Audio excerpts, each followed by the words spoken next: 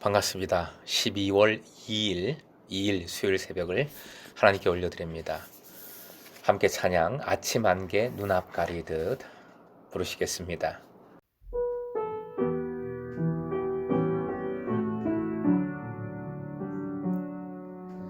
아침 안개 눈앞 가리듯 나의 약한 믿음 의심 쌓일 때 부드럽게 다가온 주의 음성 아무것도 염려하지 마라. 빗줄기에 바위 패이듯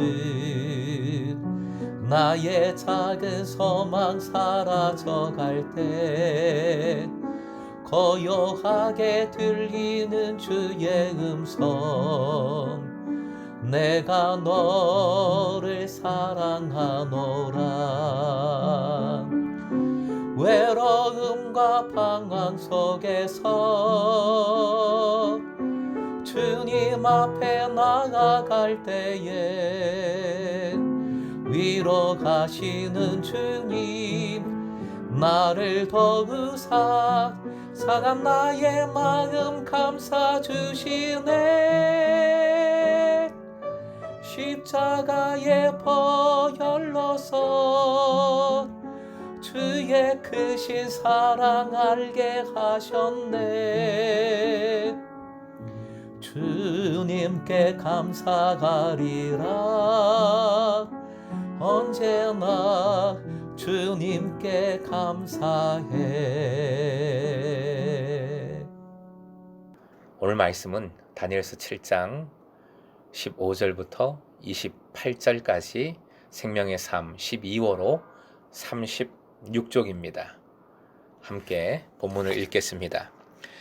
나 다니엘이 중심에 근심하여 내 머릿속에 환상이 나를 번민하게 한지라 내가 그 곁에 모셔선 자들 중 하나에게 나아가서 이 모든 일의 진상을 물으매 그가 내게 말하여 그 일의 해석을 알려주며 이르되 그 내 큰 짐승은 세상에 일어날 내 왕이라. 지극히 높으신 이의 성도들이 나라를 얻으리니 그 누림이 영원하고 영원하리라. 이에 내가 넷째 짐승에 관하여 확실히 알고자 하였으니 곧 그것은 모든 짐승과 달라서 심히 무섭더라. 그 이는 쇠요 그 발톱은 노시니 먹고 부서뜨리고 나머지는 발로 밟았으며 또 그것은 머리에는 10뿔이 있고 그 외에 또 다른 뿔이 나오매 새 뿔이 그 앞에서 빠졌으며 그 뿔에는 눈도 있고 큰 말을 하는 입도 있고 그 모양이 그의 동리보다 커 보이더라. 내가 본즉 이 뿔이 성도들과 더불어 싸워 그들에게 이겼더니 옛적부터 항상 계신 이가 와서 지극히 높으신 이의 성도들을 위하여 원한을 풀어주셨고 때가 이름에 성도들이 나라를 얻었더라. 모신 자가 이처럼 이르되 넷째 짐승은 곧 땅의 넷째 나라인데 이는 다른 나라들과는 달라서 온 천하를 삼키고 밟아 부서뜨릴 것이며 그 10뿔은 그 나라에서 일어날 10왕이요 그 위에 또 하나가 일어나리니 그는 먼저 있던 자들과 다르고 또 새 왕을 복종시킬 것이며 그가 장차 지극히 높으신 이를 말로 대적하며 또 지극히 높으신 이의 성도를 괴롭게 할 것이며 그가 또 때와 법을 고치고자 할 것이며 성도들은 그의 손에 붙임 바 되어 한 때와 두 때와 반 때를 지내니라. 그러나 심판이 시작되면 그는 권세를 빼앗기고 완전히 멸망할 것이요 나라와 권세와 온 천하 나라들의 위세가 지극히 높으신 이의 거룩한 백성에게 붙임 바 되리니 그의 나라는 영원한 나라이라. 모든 권세 있는 자들이 다 그를 섬기며 복종하리라. 그 말이 이에 그친지라 나 다니엘은 중심에 번민하였으며 내 얼굴빛이 변하였으나 내가 이 일을 마음에 간직하였느니라. 21절, 22절 말씀입니다.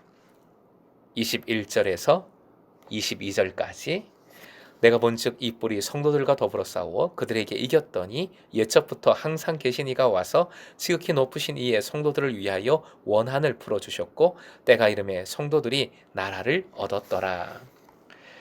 오늘의 기도 제목 때를 얻든지 못 얻든지 주님 끝까지 본받게 하소서. 때를 얻든지 못 얻든지 주님 끝까지 본받게 하소서. 환상이 끝나고 환상의 의미를 주님의 천사가 다니엘에게 알려줍니다. 본문의 전체 구조를 살펴볼 필요가 있습니다. 17절 내 짐승은 세상의 내 왕이라 했습니다. 18절 바로 하나님 나라에 관한 말씀이 이어집니다. 그리고 19절부터 21절 네 번째 짐승에 관한 말씀입니다. 특히 21절 성도를 이긴다 했습니다.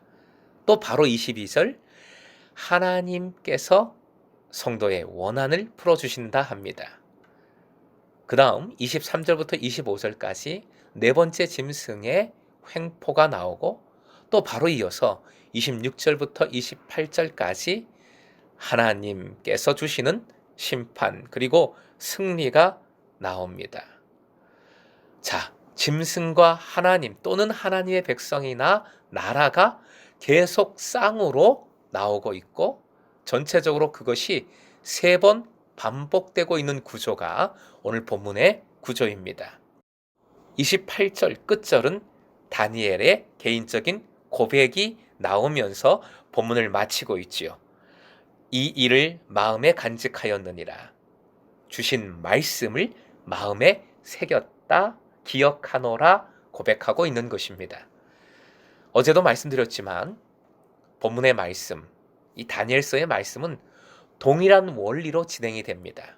다시 한번 말씀을 드리면 짐승이 판을 치는 세상, 심지어 짐승이 성도를 이기는 세상이지만 하나님께서 역사하시어 성도들의 손을 들어주실 것이고 짐승은 죽이신다는 것, 그리고 하나님 나라를 이루신다라는 원리가 계속해서 말씀에 반복이 되고 있는 것입니다.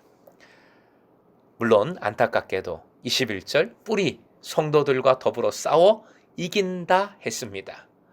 역사적으로는 안티오쿠스 4세로 이것을 보기도 합니다. 신약과 구약의 중간 시기에 벌어진 역사인데요. 이 못된 왕이 예루살렘 성전을 더럽히고 유대인을 학살했습니다. 하나님의 백성에게 어떻게 이런 일이 일어날 수 있는가? 하나님의 성전에 어떻게 이런 범죄가 행하여질 수 있는가? 엄청난 충격이었죠. 오늘 본문 21절은 그런 일이 일어남을 말해주고 있습니다. 아니, 본문 내용 자체가 전체가 그렇습니다. 내 짐승은 왕입니다. 왕들입니다. 세상의 왕이 모든 역사를 마음대로 주물럭주물럭 하고 있는 듯합니다. 악한 뿔이 성도를 이겼습니다. 특히 이 네 번째 짐승은 땅의 넷째 나라인데 온 천하를 삼키고 짓밟습니다. 하나님을 말로 대적하고 성도를 괴롭게 합니다. 하나님의 절기와 율법도 자기 마음대로 고쳐버립니다. 성도들은 그의 손에서 일정 기간 괴롭힘을 당하고 죽임을 당합니다. 그런데 하나님의 역사하심은 변함이 없음을 오늘 말씀 전체는 또한 계속해서 반복해서 강조하고 있는 것입니다.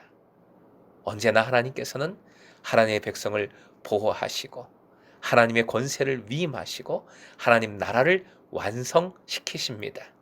한 면만 보면 짐승이 이겼으나 두 면을 보면 전체를 보면 하나님께서 임재해 계시고 때가 이르면 완전한 승리를 주실 겁니다. 사랑하는 예배자 여러분, 두 가지를 기억하십시오. 첫째, 짐승과 짐승 같은 일이 전면에 먼저 부각됩니다. 살아가면서 그런 것들이 먼저 눈에 보이고 그런 것들 때문에 먼저 힘이 드는 것이지요. 하지만 이는 하나님의 부재가 아닙니다. 하나님의 없음이 안 계심이 아니라는 겁니다. 하나님께서는 그 일까지도 포함해서 하나님의 비밀스러운 계획을 합력하여 선을 이루면서 계속 이루어가고 계십니다. 둘째, 결국 때가 되면 전면에 하나님의 승리를 부각시키시고 완전한 승리를 이루어 주실 겁니다. 그런데 때가 중요한 것도 아닙니다. 디모데후서 4장 2절 읽어드립니다. 디모데후서 4장 2절 너는 말씀을 전파해라. 때를 얻든지 못 얻든지 항상 힘쓰라. 범사에 오래 참음과 가르침으로 경책하며 경계하며 권하라. 따라해 주십시오. 때를 얻든지 못 얻든지. 때를 얻든지 못 얻든지 우리가 믿음으로 할 일을 꾸준히 하고 있는 것이 제일 중요합니다. 때를 얻어서 그때에 뭔가 해야지, 그게 아니라는 것이지요. 때를 얻든지 못 얻든지 제자된 삶을 꾸준히 살아가는 것, 일상에서 주님을 따르고 본받는 일이 가장 중요합니다. 그 일상을 살아갈 때 그 모든 삶이 주님의 때가 되는 줄로 믿으시기 바랍니다. 대림절이 시작됐죠. 이 대림절, 바로 그 믿음으로 오늘 하루를 살아갈 때에 믿음으로 살아가는 그 모든 때를 통해 하나님은 역사해 주십니다. 믿음으로 하나님의 때를 나의 때로 삼아 가시는 여러분 되시길 주님의 이름으로 축원드립니다. 오늘도 수능생을 위한 공동 기도문, 함께 읽는 중보 기도문으로 기도하겠습니다. 함께 읽겠습니다. 가정과 자녀들을 돌보시며 인도하시는 하나님, 수능 시험과 그 이후 자녀의 모든 대학 입시 과정도 은혜 가운데 인도하여 주십시오.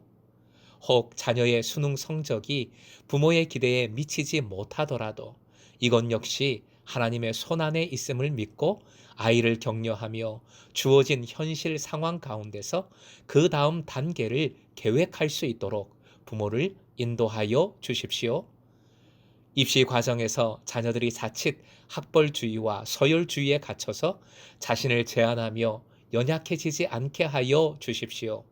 하나님께서 빚으신 모습에 따라 자녀들의 전공과 진로를 인도하여 주십시오.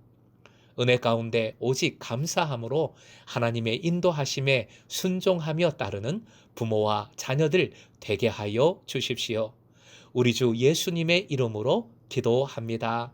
아멘.